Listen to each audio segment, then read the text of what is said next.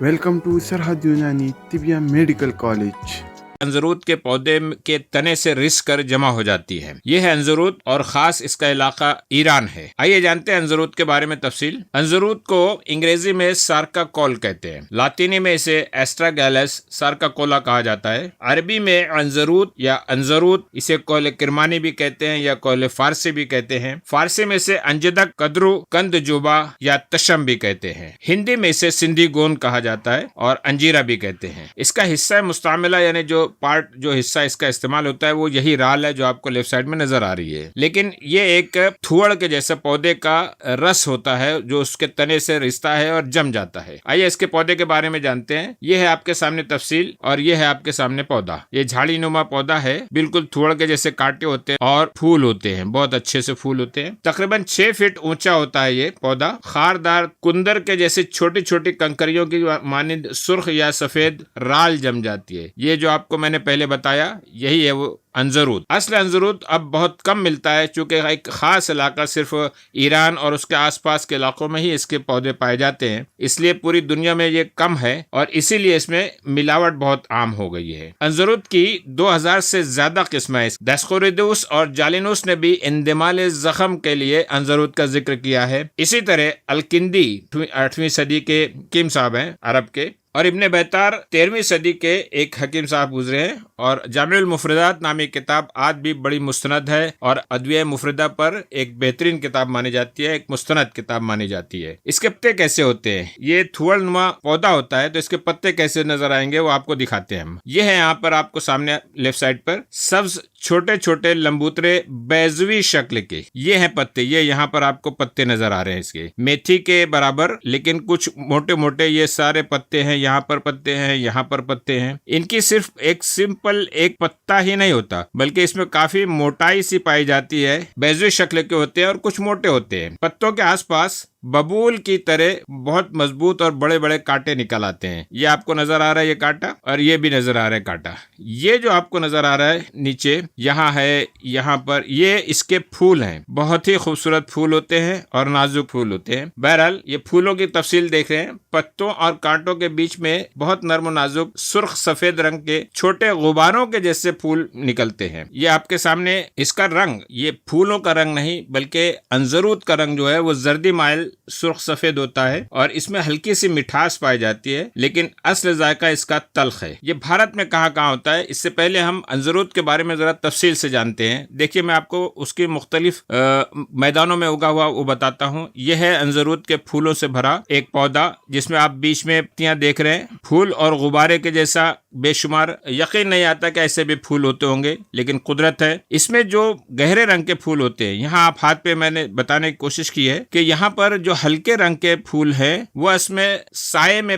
फले हैं, या कम से कम रात में जब धूप नहीं है तब ऐसे कलर के फूल होते हैं। लेकिन धूप में खिले हुए फूल जो होते हैं वो ज्यादा रंगत गहरे रंग के हो जाते हैं। दुनिया में ये कहाँ कहाँ पाए जाते हैं? भारत में कहाँ होते हैं? कश्मीर का इलाका और हिमालय की वादी में कुछ इसके पौधे पाए गए हैं। यह है अंजरूद का दूसरा पौधा, रेगिस्तान में उगा हुआ। फूल यकसा नौयत के हैं, गुलाबी रंगत के। ये भी फूलों से भरा है, कांटों भरा है। पत्तियां नजर आ रही हैं आपको। ये जब खुश्क हो जाएगा तब पूरी तरह ये इस तरह से, जब फूल भी नहीं है सिर्फ कांटे ही कांटे नजर आ रहे हैं, लेकिन फिर उसके बाद जब थोड़ा बहुत अफजाइश हो जाती है तो दोबारा इसमें फूल आ जाते हैं। यह है इलाका कश्मीर का। कश्मीर और हिमालय के आसपास की वादी में ये पाया जाता है। दुनिया में कहाँ पाए जाते हैं? यह है दुनिया का इलाका, जैसे कि मैंने बताया ये ईरान का इलाका, और खास ये ईरान की ही पैदावार है। वहीं पर इसके नबातात पाए जाते हैं। कुछ पौधे जो है अफगानिस्तान, पाकिस्तान, इराक और अरब के जो ममालिक हैं इसमें पाए गए। बाकी दुनिया में अंजरूद के पौधे कहीं नहीं पाए जाते। रेगिस्तानों में पैदा होने वाला कांटों भरा एक थुअड़ के जैसा पौधा है।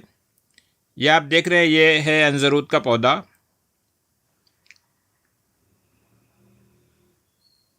उसकी टहनियाँ सब्ज नजर आती हैं, लेकिन फूल देखने के लायक हैं, देखने के काबिल हैं। ये कांटों भरा पौधा है, टहनियाँ नजर आ रही हैं, बेशुमार कांटे हैं।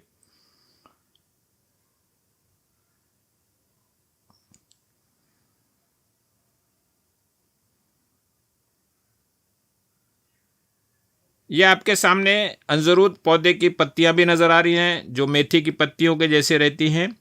बड़े बड़े कांटे होते हैं जो उसकी हिफाजत करते हैं, पत्तियों की हिफाजत भी करते हैं और फूलों की भी।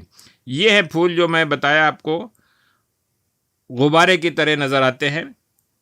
अगर धूप ना पड़े या अगर रात में खिले तो उस वक्त ये सफ़ेद नज़र आते हैं, लेकिन जिन फूलों पर खिलते वक्त धूप पड़ जाती है वो गुलाबी रंगत के हो जाते हैं।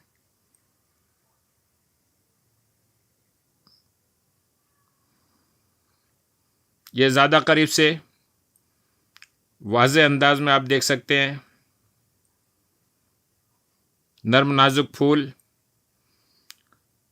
मजबूत कांटे,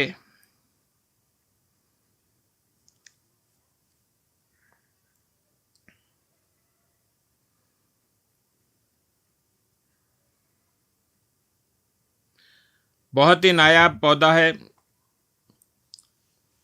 सिर्फ ईरान के इलाके में पाया जाता है। ईरान है या उसके अतराफ़ में, अफ़गानिस्तान में कुछ है, कुछ पाकिस्तान और अरब ममालिक में।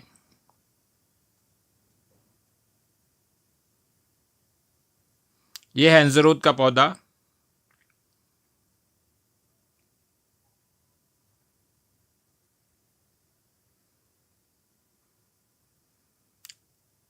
थुअड़ के जैसा ऐसे ही रेगिस्तानों में नज़र आता है ये।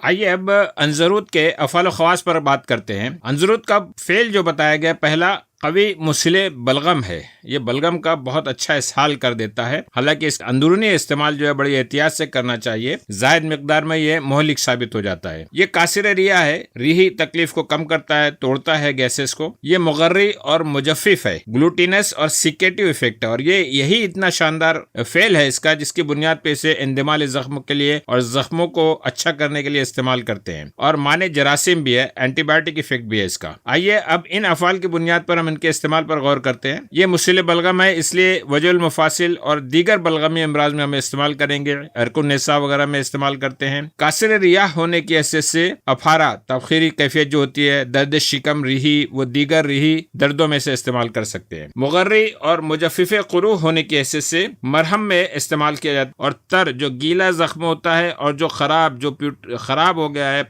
सप्योरिटी हो गया, जिसके अंदर पीप पड़ गए हैं, कान के जख्म और हड्डियों को जोड़ने वाले जो मराहिम है, जो लेप है, उसमें इससे इस्तेमाल किया जाता है। मुगर्री और मुजफ्फिफ होने की हैसियत से काफी इस्तेमाल है इसका।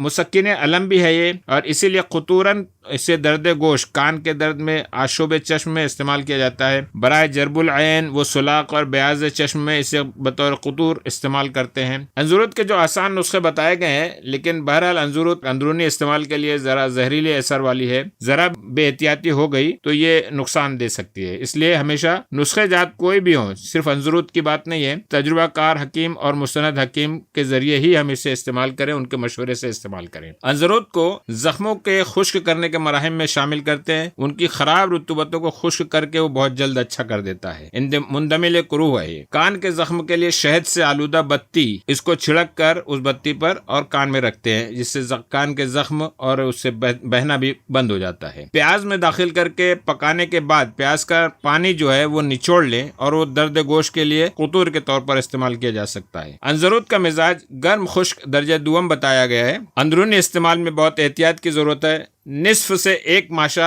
बस काफी है। इसकी मोहलिक मिकदार जो है 17 माशा है। ये मुजफ्फिफ रुतूबात जख्म है, यही इसका नफ़े खास है। मुजिर है आमा के लिए, आंतों के लिए मुजिर है। मुसले के तौर पर हम समाग अरबी मिला सकते हैं, कतीरा मिलाया जा सकता है। रोगन बादाम, रोगन अखरोट साथ में इस्तेमाल किया जाए तो इसकी इसलाह हो जाती है, इसकी मुजरत की इसलाह हो जाती है। अगर अंजरूद ना मिले तो हम एलवा इस्तेमाल कर सकते हैं। एलुआ लेकिन पूरी तरह बदल नहीं है, ये इसहाल के लिए, इसकी जो मुसीले बलगम खासियत है उसके लिए हम उसकी जगह पर एलुआ का इस्तेमाल किया जा सकता है। इसके दस्तियाब मुरक्कबात बहुत कम, एक मरहम अंजरूद बनाया जाता है। मजीद तहकीकात जो मिली है तो इसमें बहुत सारे फाइटोकेमिकल्स हैं, इसमें सैपोनिन्स हैं, फ्लेवोनाइड्स हैं, पॉलीसेकेराइड्स हैं। इसके जो ये सब फाइटोकेमिकल्स हैं, इनके अफाल बताए गए हैं बहुत। एंटी इन्फ्लेमेटरी इफेक्ट है, मुहलिल वर्म में असर रखता है, इम्यूनो स्टिमुलेंट है, यानी हमारे दिफाई निज़ाम को स्टिमुलेट करता है, एंटीऑक्सीडेटिव, एंटी कैंसर है, कैंसर के लिए एंटी डायबिटिक इफेक्ट भी पाया गया है इसके अंदर, कार्डियो प्रोटेक्टिव भी है, कल्ब को